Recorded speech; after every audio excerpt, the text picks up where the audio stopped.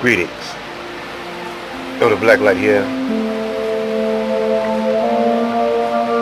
Salute to my subs. A deeper study into the protocols of the learned elders of Zion. This is a different language. Now you ought to compare this with what's in the news today, what you see going on around you, what you see happening in the stock markets, what you see happening with the churches, what you see happening with the schools. Let's get into it.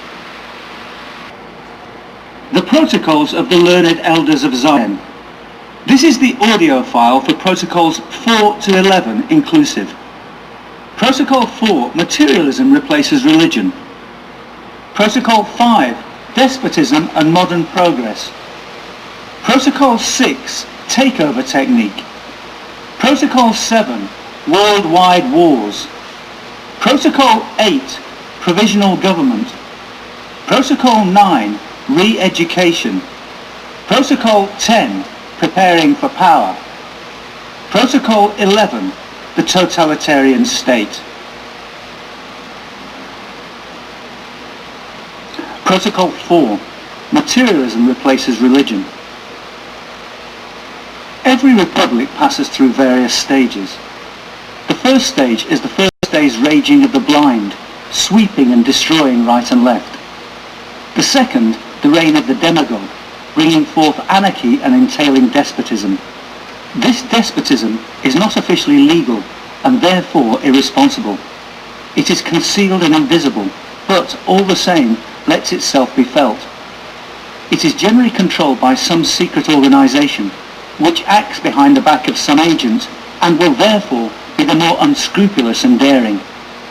This secret power will not mind changing its agents who mask it. The changes will even help the organization, which will thus be able to rid itself of old servants to whom it would have been necessary to pay larger bonuses for long service. Who or what can dethrone an invisible power? Now this is just what our government is. The Masonic Lodge throughout the world unconsciously acts as a mask for our purpose. But the use that we are going to make of this power in our plan of action, and even our headquarters, remain perpetually unknown to the world at large. Liberty could be harmless and exist in governments and countries without being detrimental to the welfare of the people, if it were based on religion and fear of God, on human fraternity, free from all ideas of equality, which are in direct contradiction to the laws of creation, and which have ordained submission. Governed by such a faith as this, the people would be ruled under the guardianship of their parishes, and would exist quietly and humbly under the guidance of the spiritual pastor, and submit to God's disposition on earth. That is why we must extract the very conception of God from the minds of Christians, and replace it by arithmetical calculations and material needs. In order to divert the minds of the Christians from our policy, it is essential that we should keep them occupied with trade and commerce. Thus, all nations will be striving for their own profits, and in this universal struggle will not notice their common enemy. But, so that liberty should entirely dislocate and ruin the social life of the Gentiles, we must put commerce on a speculative basis. The result of this will be that the riches of the land extracted by production will not remain in the hands of the Gentiles, but will pass through speculation into our coffers. The struggle for superiority and continuous speculations in the business world will create a demoralized, selfish and heartless society. This society will become completely indifferent and even disgusted by religion and politics. Lust of gold will be their only guide, and this society will strive after this gold, making a veritable cult of the materialistic pleasures with which it can keep them supplied. Then the lower classes will join us against our competitors, the privileged Gentiles, with no pretense of a noble motive, or even for the sake of riches, but out of pure hatred towards the upper classes. Protocol 5, Despotism and Modern Progress. What kind of government can one give to societies in which bribery and corruption have penetrated everywhere? where riches can only be obtained by cunning surprises and fraudulent means, in which dissensions continuously prevail, where morality must be supported by punishment and strict laws, and not by voluntary accepted principles in which patriotic and religious feelings are merged in cosmopolitan convictions. What form of government can be given to these societies other than the despotic form which I described to you? We will organize a strong centralized government so as to gain social powers for ourselves. By new laws we will regulate the political life of our subjects as though they were so many parts of a machine. Such laws will gradually restrict all freedom and liberties allowed by the Gentiles. Thus our reign will develop into such a mighty despotism that it will be able at any time or place to squash discontented or recalcitrant Gentiles. We shall be told that the kind of despotism which I suggest will not suit the actual progress of civilization. But I will prove to you that the contrary is the case. In the days when the people looked on their sovereigns as the will of God, they quietly submitted to the despotism of their monarchs.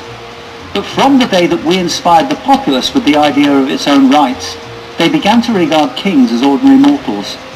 In the eye of the mob, the holy anointment fell from the head of monarchs, and when we took away their religion, the power was thrown into the streets like public property, and was snatched up by us.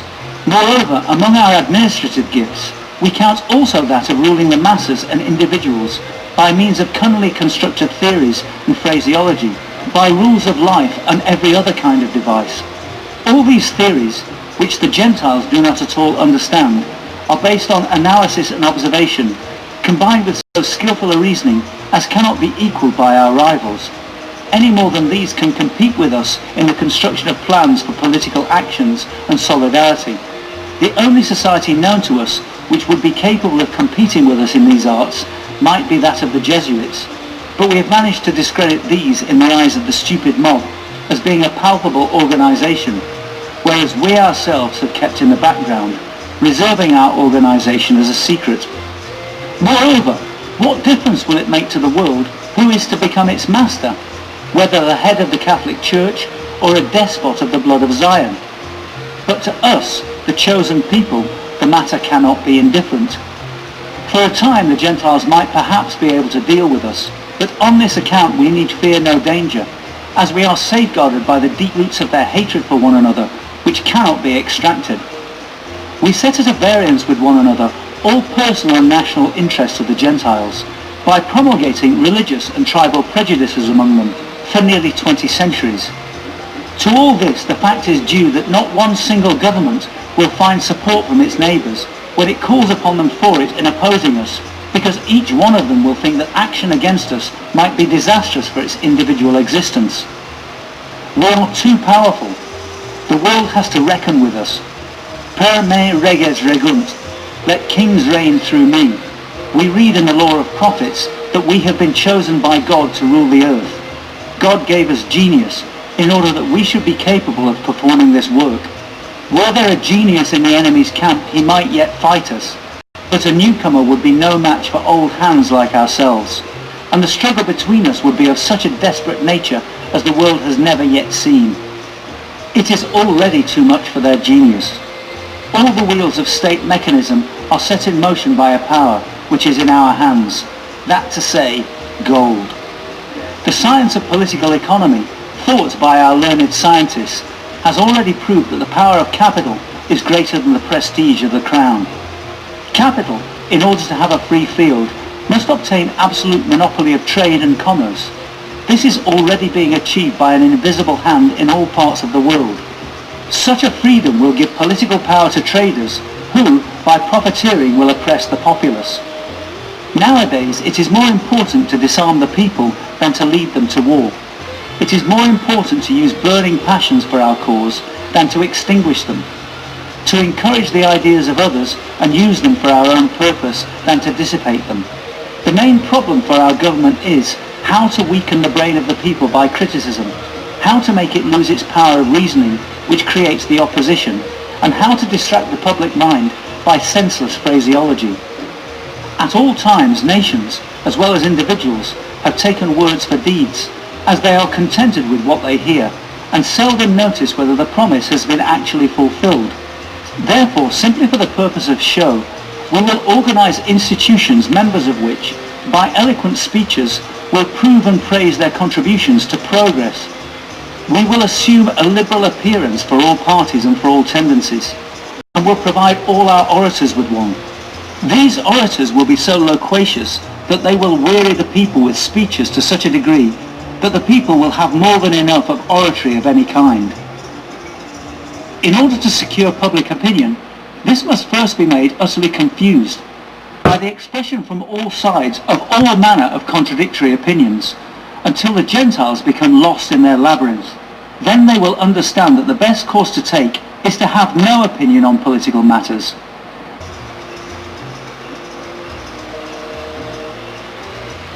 Getting deep, deeper and deeper.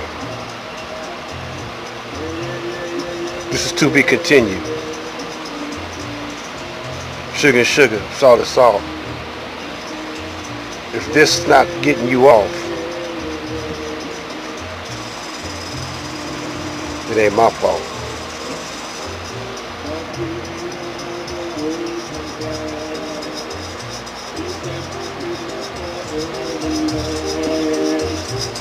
Creator has a word and plan.